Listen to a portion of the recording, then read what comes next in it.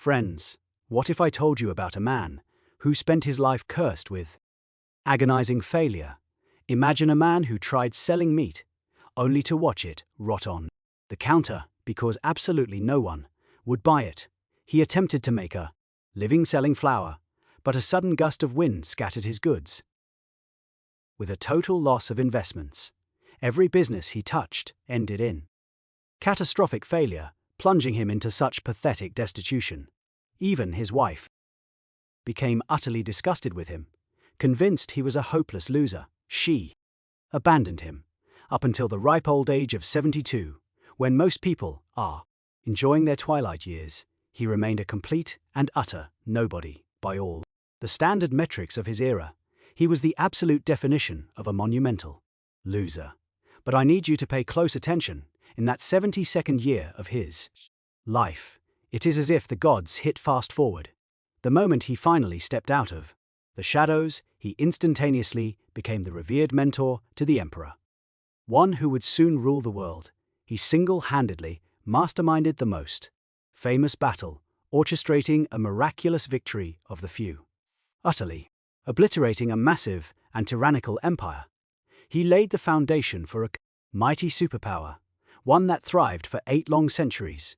Even the most legendary military geniuses of later generations, titans like Sun Tzu, Bai Qi, and Han Xin, they would have to respectfully bow their heads and address him as their founding grandmaster. In the realm of Chinese mythology, he was elevated to an even higher status, granted the unparalleled authority to enfeoff gods, doing it on behalf of the heavens themselves.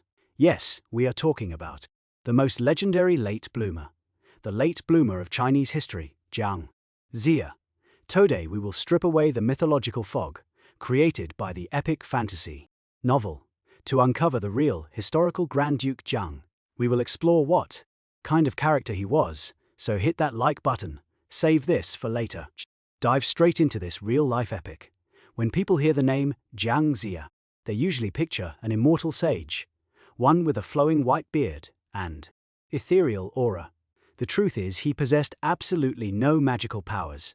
He was a flesh and blood human being who lived a remarkably ordinary, deeply frustrating life, born into a prominent bloodline that had fallen.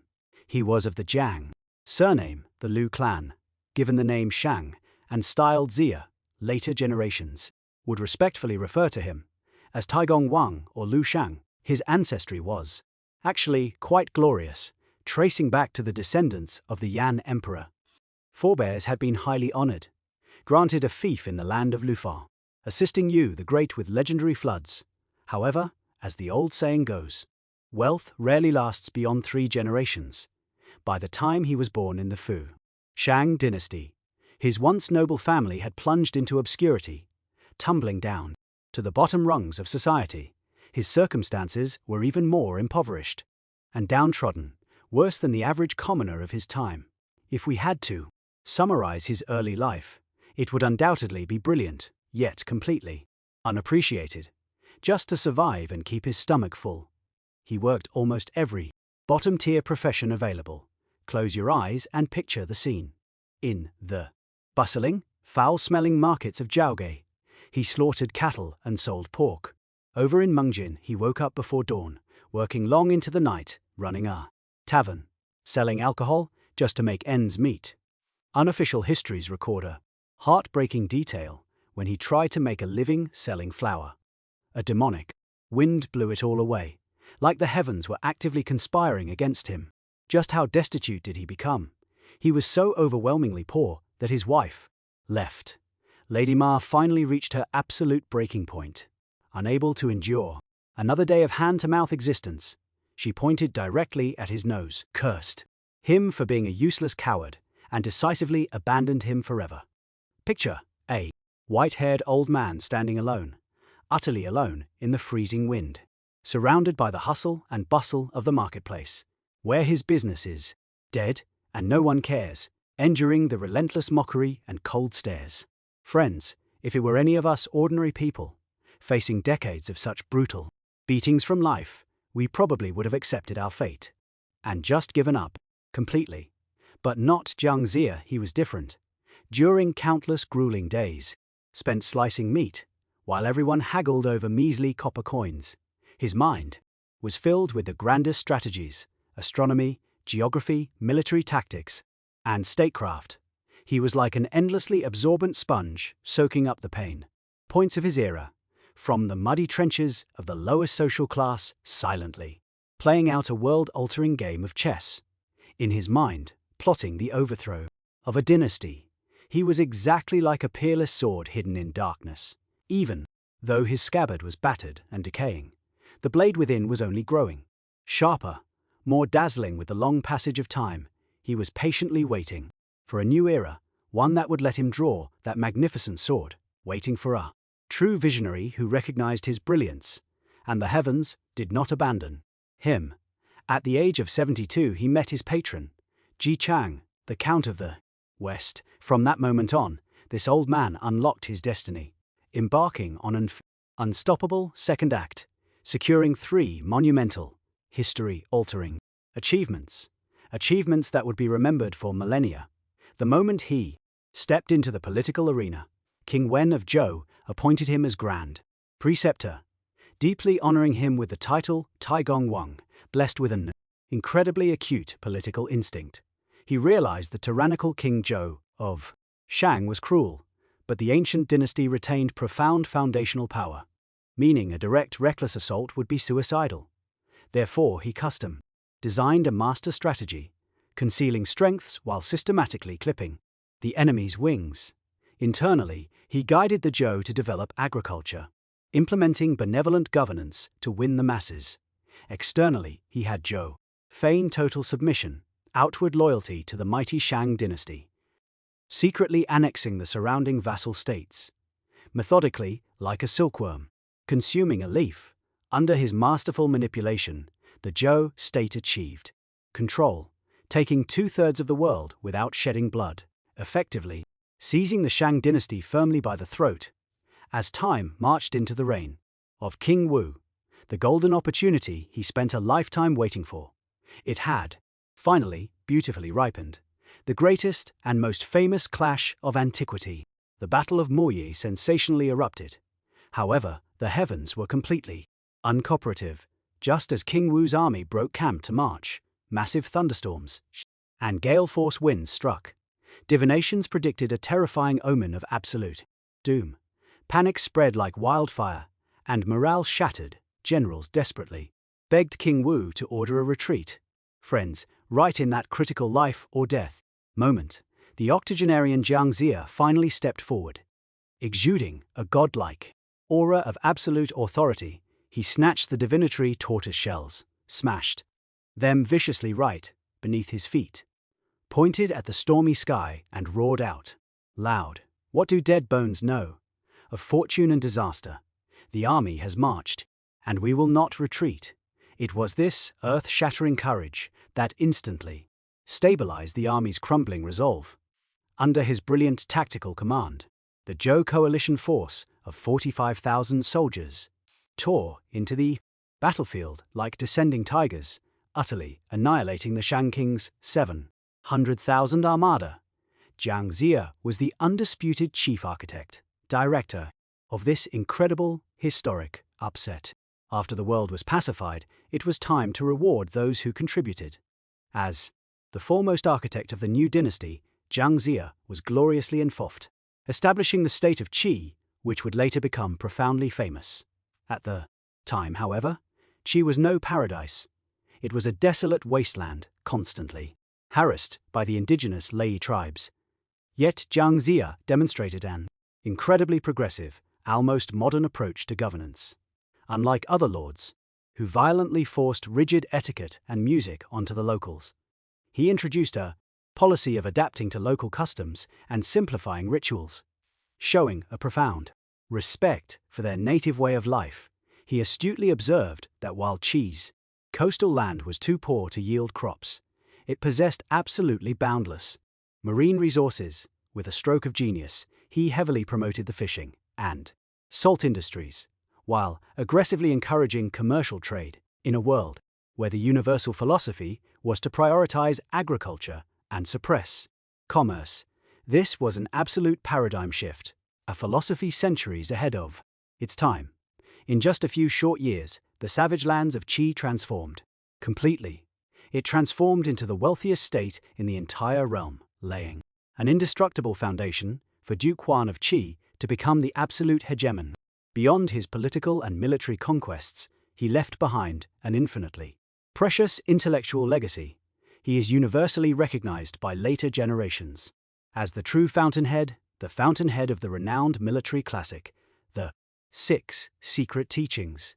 In the long river of history that followed, whether it was the military strategists, legalists, diplomats, Confucians, or Taoists, all could trace elements of their philosophies back to his profound wisdom.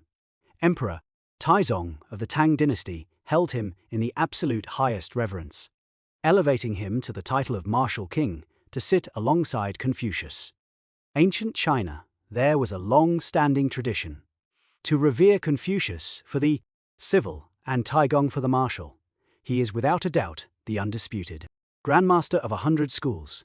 Jiang Ziya's life was undeniably magnificent. But what is most passionately discussed by later generations is the legendary fishing tale, the story that has morphed into a quintessential super symbol. Chinese culture. It was a quiet morning by the Pangxi stream, a tributary of the Wei. The scenery was breathtaking, but utterly devoid of people. A white-haired old man sat by the riverbank, fishing with an unbreakable routine. But his method of fishing was, in modern terms, pure performance art. His fishing line was absurdly short. Even more bizarrely, there was absolutely no hook at the end of it, just a completely straight piece of iron wire. This wire didn't even touch the water. It dangled 3 feet above the surface, completely devoid of any bait. A passing woodcutter couldn't watch this madness, so he laughed and mocked him. "Old man, have you completely lost your mind? How can you possibly catch a fish with a straight hook?" The old man didn't even blink. Staring placidly at the water, he delivered a line that would echo through eternity. What this old man is fishing for is not fish, but kings and prime ministers.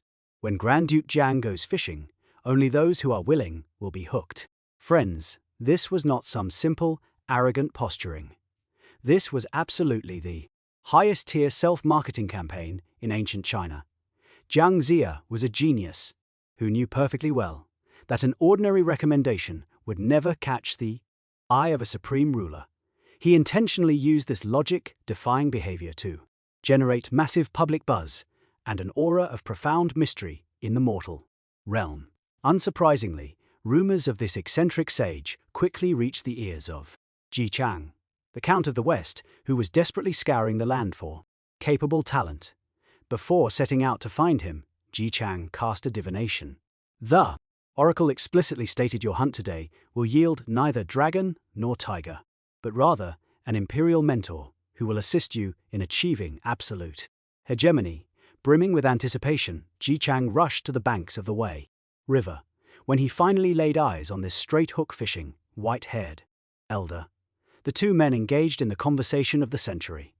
A conversation that would permanently alter the trajectory of Chinese history. Ji Chang didn't bother asking why he was fishing in such a ridiculous manner. He cut straight to the chase, asking how one can win the world's hearts. Jiang Ziya calmly set down his fishing rod. His previously cloudy eyes suddenly flashed like lightning, and he spoke with masterful eloquence. The world does not belong to one man alone, but to all the people. He who shares the benefits of the world will gain the world. He who monopolizes the benefits of the world will surely lose it. Hearing this monumental philosophy, Ji Chang was struck as if by lightning, completely overwhelmed with sheer ecstasy. Unable to contain his excitement, he told Jiang Ziya about his grandfather's predicting long ago that a sage would emerge to help our Zhou clan rise. "You must be the very man my grandfather was waiting for." The incredibly powerful Count of the West respectfully invited the commoner to his chariot, insisting on personally pulling the carriage forward himself. According to folk legend, Ji Chang pulled the cart for exactly 800 steps.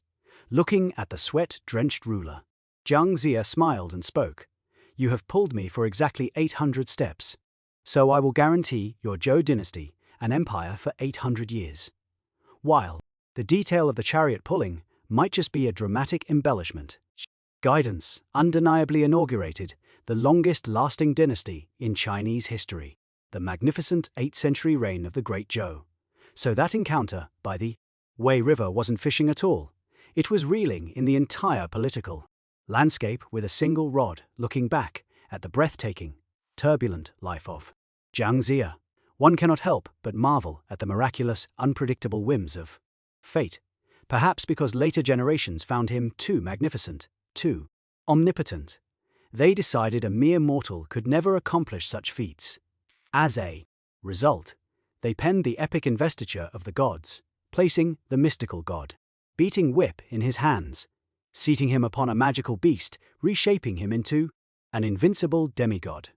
But my friends, when we look at the raw canvas of true history, the Jiang Ziya, stripped of his mythological halo, appears even more colossal, because he was not born a powerful god. He was simply an ordinary man who suffered in the mud, enduring the scorn of society for most of his life, yet completely refusing to let the fire in his eyes extinguish.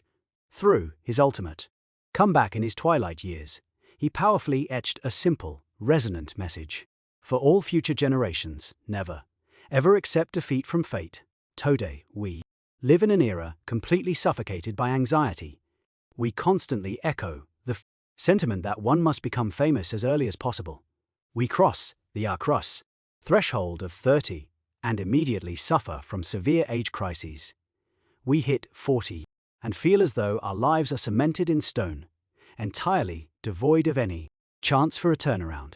But when you feel like your life has lost all hope, when you feel your talents are unrecognized, born in the wrong era, or when the steady march of time fills you with deep-seated panic, take a moment to just quiet your mind. Think about that 72-year-old man from thousands of years ago, sitting by the freezing winds of the Wei River, silently bearing the mockery. Before 72, he was nothing but a meat-shopping butcher and a street vendor hawking flour, an absolute failure in the eyes of society. But after 72, he became a grand preceptor holding supreme authority, nation-building marquis, revered by 100 schools of thought for all eternity. The lowest you can fall is begging for food, but as long as you are breathing, there is always a chance to rise.